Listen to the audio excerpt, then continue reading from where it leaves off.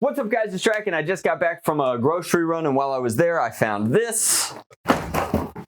And by while I was there, I mean 2 weeks ago, and I've been putting this off because I wasn't sure. I knew that this video would get salty, and honestly, I'm just kind of tired of being salty. It's exhausting being salty. After loving a brand for like your entire life to just being cripplingly disappointed in them back to back to back, it's truly tiring. But we're going to do it. We're going to go through the motions for you guys. I saw this, and the thing that really roped me in, I'm ashamed to say, was that it was on sale. This guy retails for 50 United States dollars. It's a full Longshot. It looks like, you know, an in-strike Longshot, except it's not the cool midnight blue Longshot, but it still looks like a Longshot. There was a yellow Longshot, and this is a very similar mold. This is the Icon series re-release of the Longshot, and the Longshot is one of my all-time favorite blasters. It's a pump action Springer. It's not a pump action Springer. It's a bolt action Springer. Bottom line is, it's my favorite blaster, or one of my favorite blasters, because it had a massive plunger tube, breach potential, and really could deliver the hits. It was not difficult to get one of these up to 200 feet per second. Or realistically, back in the day, just 100-foot shots.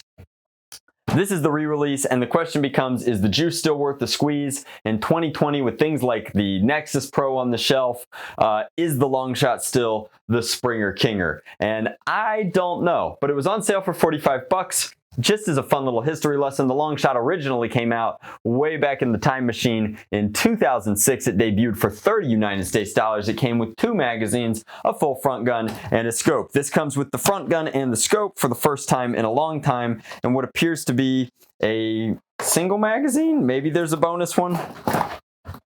It looks like it's coming with a single magazine and 12 Icon darts, which are just elite darts, which are really the worst darts. But barring the darts, this is pretty solid. This introduced clip systems. This introduced, you know, hot swappable magazines. It had storage for its bonus magazine in the stock, which is why it's disappointing that this one only comes with one. But hey, what are you going to do? So you get a little bit less than the original Longshot, and it costs about $20 more. On sale, $15 more, and I wanted to be abundantly fair, so I did a quick inflation calculation, and when I did an inflation calculation across the nation, I came up with 30 bones back in 2006, translates to 38 bones today, which means this guy is still overcosted because greed over at the mothership is running rampant, and that's probably by and large thanks to the fact that the shareholders are hungry hippos.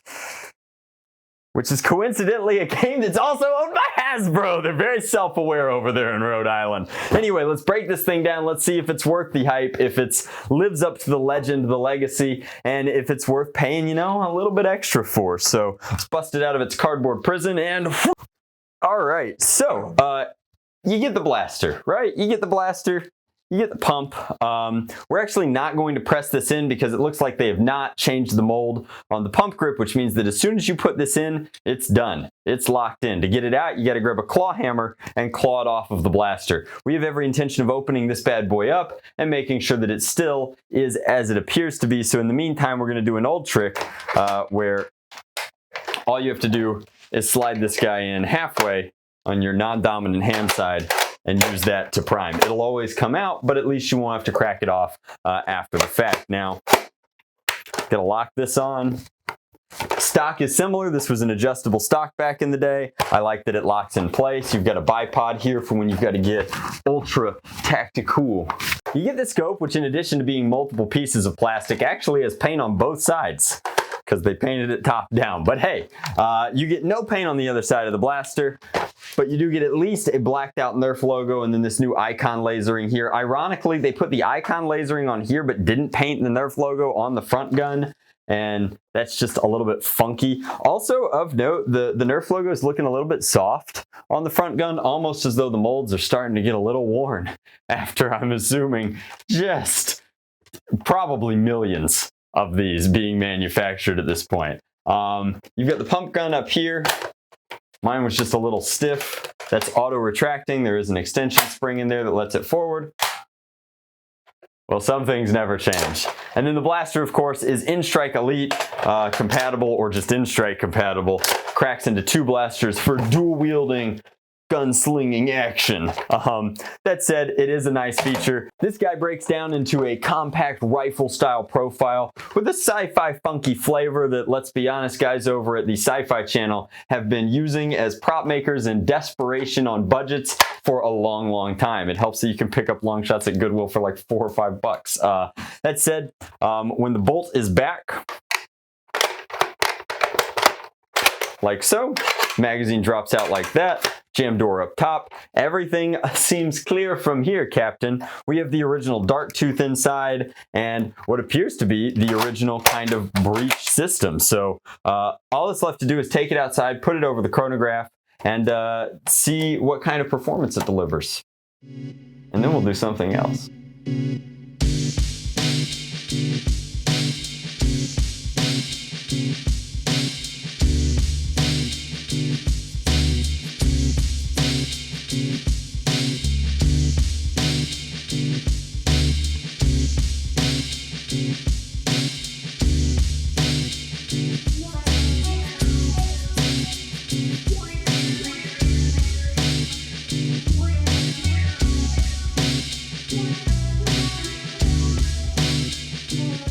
Just a fun fact for those of you looking at the Longshot for the first time. Again, I am a pretty tall foam flinger. This is a pretty large blaster. At full extension, it's a serious guy with the extender on it. Now, it's comfortable, it's cool, and I'm a big fan of it, which is why I took, way back in the day, I made a How to Train Your Dragon inspired one of these guys. And I think I made it even longer by like 7 or 8 inches. Anyway, let's fire this a couple of times. I think that we've got one loaded up right now, but we'll put a few over the chronograph. I couldn't tell you what an original basic long shot did, so I'll show you instead. 64, 72, 73, 75, 73. So it's pretty standard elite performance, which is certainly an upgrade as the original Longshot was never released in elite and it was in fact an in-strike blaster. Let's do a quick comparison here. So I grabbed an old school Longshot, same darts, same magazine from the new one, and I can tell you right now that there have been, on the surface level at least, if you're just a basic consumer who's buying a Longshot because you just want the aesthetic, the shell, the size, the power, this is going to be an upgrade. I can tell you that because it's been a long time since I've handled a stock Longshot, but in its stock form, 58, 60, 57, error. I'm going to be honest, that's like way better than I thought it would be. You forget that because of this thing's massive plunger tube and actually quite sturdy spring inside, that it was delivering the hits long before elite blasters came along. Like, it was a powerhouse back in the day. However, that's not the metric that we measure by. This is. It breaks my heart that most of you guys won't even know what this is, but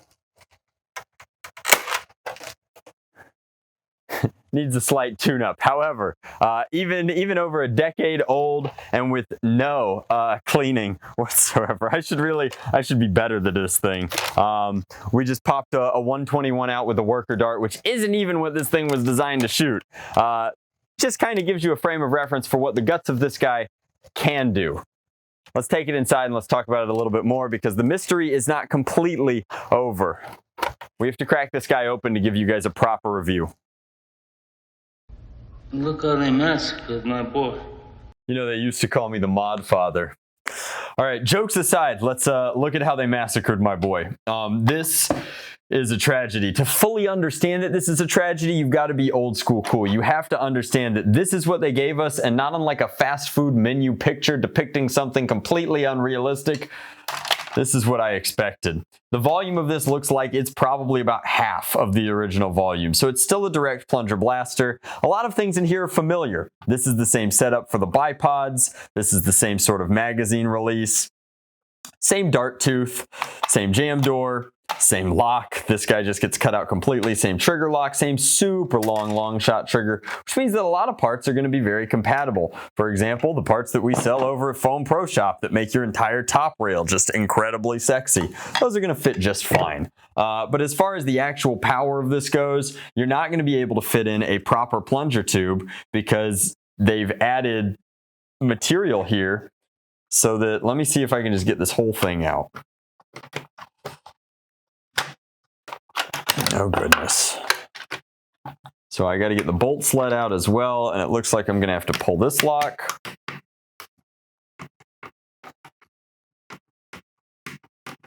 The plunger might be the same, but again, what I want to show you here is a tale of plunger volume. Now I know that when Coop made his review video, he had a lemon and it just didn't work. But I'm not here to give you rampant speculation. I'm here to give you like an actual modder's opinion. Let's get some facts. If the blaster will release, what's going on in here? Okay, this lock did not want to come out. There's that. We usually just snip these out. I use snip snips most of the time, but we can use just a pair of pliers this time.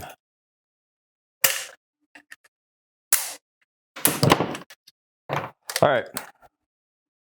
Comparing the bolt sleds. The bolt sleds are identical molds. It appears like the bolt sleds are identical molds. It also seems like the breech, and this one I've taken the plunger out and padded it already. This is an old school air restrictor, and this is the new school air restrictor down the barrels there. You can see that this one's been removed, obviously, but this one has not. Let's go ahead and just kind of compare. I mean, we'll show you in a second. So we've got these supports because it's the only way they could fit a real plunger tube into here. Then we have to start answering some really important questions about aftermarket parts, which is whether or not everything will fit. So let's go ahead and remove this. The Mickey Mouse piece here, which is to say the thing with the ears, that's why we call it that, appears to be significantly smaller to match this smaller plunger diameter. Although the screws, ironically, might be the same. All right, so this comes out. We see itty bitty plunger tube, new school plunger. Obviously, this is, I mean, the plunger head is whatever. This isn't going to work, and that's not going to work. So those two are not going to be cross compatible. The diameter here is offset so that it'll fit in the shell. The question that like actually matters, the one that I am curious about, is whether or not if we put this plunger, we can rip this lock out too. I don't think we're ever going to modify this because I'm starting to get the vibe. Okay. Fine. I'm starting to get the vibe that this isn't going to be cross-compatible with a lot of the aftermarket parts, and the only reason to use a Longshot over something more compact is for this incredible plunger volume, and if you don't get the plunger volume, what's even the point? So let's put that back, that back. This bolt sled goes in. It looks like the priming indicator still works the same way. And let's set... Okay, so this hole here and this line up. That indicator is on the original plunger as well. Let's put that in there. If this seems highly technical, guys, like this is what we used to do. This is our favorite thing about modding, is tweaking and tinkering. So it looks like we might have some good news after all, and it appears that they did not change the shell mold. That's actually pretty good to know. You can buy aftermarket parts, and it looks like, by and large, they will be cross-compatible. So the shell is good, but realistically, in a world where you can buy an original, an OG Longshot in a variety of different flavors for like $5 at Goodwill, I can't ever imagine spending this amount of money for a Longshot with less paint and half the power. Overall, this is just the latest in a series of very, very, very disappointing cost-cutting measures by the mothership. I don't know what the point of neutering a time-tested and beloved design here is. It would be a lot like re-releasing Air Jordans, but taking out the sole.